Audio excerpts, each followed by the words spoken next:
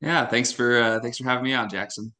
Yeah, I appreciate you taking a couple minutes to hop on here and share your experience with financial coaching, working with me. But would you be willing to just give a brief introduction of who you are to start things off?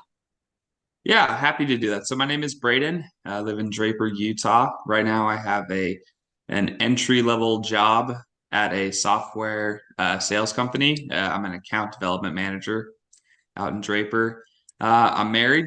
Been married for 2 years now, a little over 2 years. We're happily married. Um, it's a little bit about me. I'm from California originally and have been all over the place, but currently living in Utah. Awesome. Perfect, man. And wanted to hear a little bit, from your side of the table of what was it that initially interested you in seeking financial coaching? So I definitely feel like I was kind of like in a autopilot mode when it came to my spending and my finances. Not a whole lot of intentional things were being done. Not that I was a horrible, egregious spender in a lot of ways, but not maybe being as intentional about what purchases I should make or what moves I should make financially. So Hmm. I wanted to improve that. Okay, gotcha. And I worked with both you and then your wife, Ember, as well. Unfortunately, she couldn't join us today, but grateful you can share kind of her side of the experience too. And as we started working together, we covered a lot of different topics, but what would you say was the most valuable part of coaching for you? The most valuable coaching definitely, I think, was getting the look in the mirror, I guess you could say, uh, when we learned how much money we had been spending the previous year, a year ago, because I definitely had a ballpark figure in my head if I were to guess, but it was quite a bit lower than that. And I guess it's like those little things add up, and you need to take a good, honest look in the mirror at yourself before you can even begin to address it. So that definitely was the most valuable part was learning that, as well as learning exactly how much I'm spending month to month currently, because again, I kind of tell myself it's a different figure. So that was super valuable because that was like really like the first step before you can then begin to address the issue and again, kind of be intentional about where your money's going. Yeah, no, that's really cool. That's cool to hear from you. And so we've talked a little bit about, what your situation was leading into this, what you found most valuable. And as a result of working with me, what progress have you seen in your life?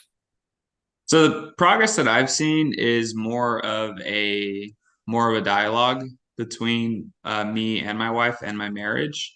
So it's it's something that we're now having more conversations about before we make any sort of purchase decision. And we bounce it off of each other. And we also both now have a better gauge as far as what is necessary and what is unnecessary. Uh, Whereas before, we kind of would just trust each other's judgments and probably didn't have the firmest grasp on what was necessary and what wasn't. So those things kind of got out of control sometimes. But not Gotcha. like ridiculous. Again, I'm not a bad spender, but um, again, when you're on autopilot, those little things add up. Yeah, they definitely do. Thanks for sharing that as well. And if someone were listening to this video, maybe considering working with me, is there anything you would want to share with them? I think the thing I would share first is that Jackson is a great guy, so he comes from a great place, and honestly, someone that is one of the like he's a genuinely good person, so that's a place that he's coming from, and you can feel it even if he's having a tough conversation with you, um, and he'll have those tough he'll have that tough conversation with you and not hold back, but he'll do it in a great way, in a way that makes you feel understood and heard, but also in a way that makes you feel like you can get control of this and in a supportive way, but also in a way that doesn't shy away from the truth. So it's a very, very good skill set to have. And you can know at the end of the day that he really is a good person coming from the right place. And that to me is, the most important thing when looking for anybody to work with is how are they as a human being. So ultimately the best thing about Jackson is he's a good human being and he's good at what he does. Well, thank you, Braden. I appreciate you being willing to share your experience. That means a lot to me hearing your words today as well. Yeah, absolutely. Thank you for working with us. You're welcome.